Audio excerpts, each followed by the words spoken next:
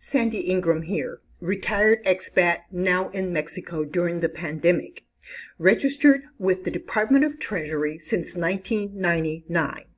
Welcome to the Education Matrix channel, where we discuss taxes and exotic currencies. Let's start with a major issue in the Middle East that could affect our investments. Are you ready? Let's get started.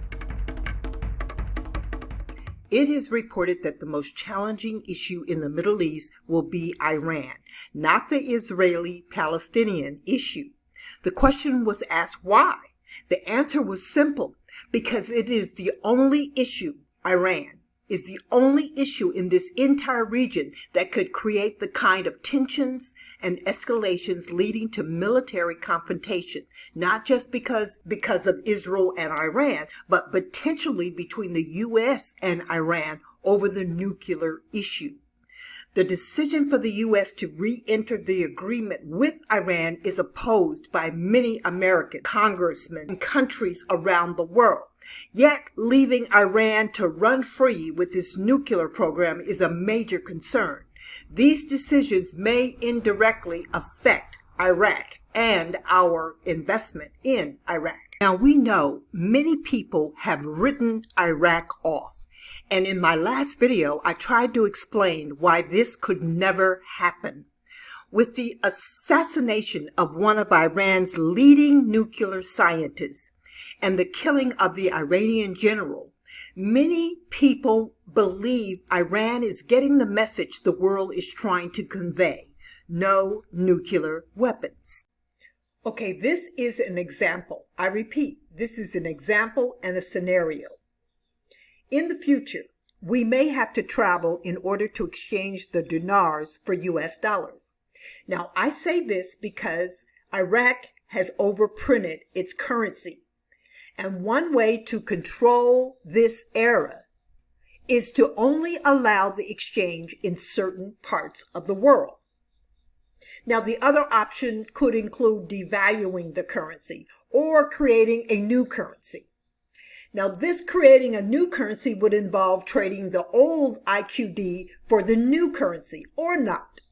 We don't know what Iraq is going to do.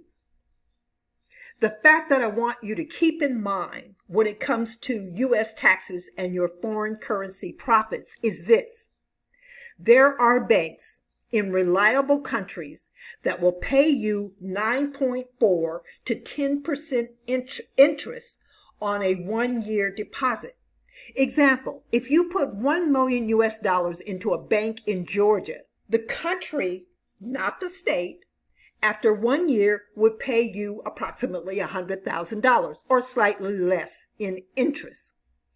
If you then lived off the $100,000 and left your principal in the bank, whether it be Georgia, or the country, or any other country, to accumulate more interest, then you would remain wealthy.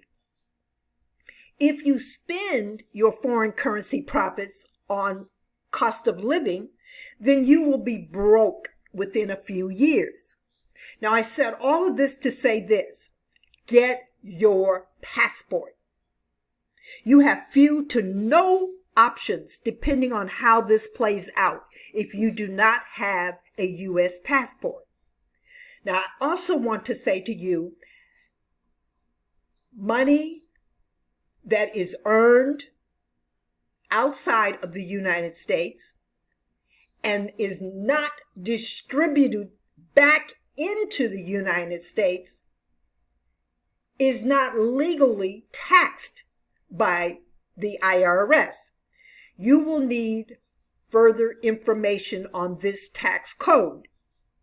But I just want you to know that if you accumulate the money offshore and the money stays offshore, you may not have to pay taxes on it until you bring the monies into or distribute the monies into the United States. Now, there are a lot of little this and that, and you do need a professional to help you walk you through this scenario. You would report your income, of course, all of it, on Schedule B, Part 3. but that does not mean that you would have to pay taxes on it.